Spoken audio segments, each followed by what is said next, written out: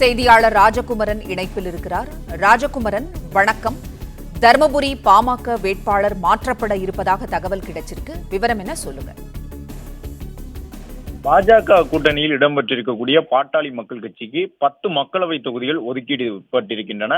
இந்த 10 தொகுதிகளில் காஞ்சிபுரம் தனி தொகுதி தவிர்த்து எஞ்சிய 9 மக்களவை தொகுதிகளுக்குமான வேட்பாளர்களை பாமக சார்பில் இன்று காலை வெளியிட்டிருந்தார்கள். அதில் குறிப்பாக தருமபுரி மக்களவை தொகுதியை பொறுத்தவரை அரசாங்கம் என்பவர் போட்டியிடுவார் என்று பாமக தலைமை அறிவித்திருந்தது.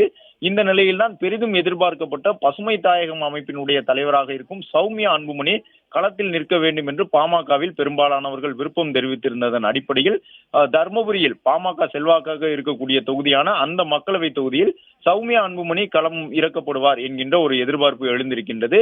அந்த தொகுதியினுடைய வேட்பாளராக அறிவிக்கப்பட்டிருக்கும் அரசாங்கம் திரும்ப பெறப்பட்டு அதற்கு பதிலாக சௌமியா அன்புமணி அவர்கள் களத்தில் நிறுத்தப்படுவார் என்று தகவல் வெளியாகி இருக்கின்றது. இது குறித்து சந்திப்பு தற்பொழுது தைலாபுரம் தோட்டத்தில் பாமக நிறுவனர் மருத்துவர் ராமதாஸ் மற்றும் அன்புமணி ராமதாஸ் ஆகியோருடன் தற்போது சௌமியா அன்புமணி அவர்களும் தைலாபுரத்தில் இருப்பதாக கூறப்படுகின்றது.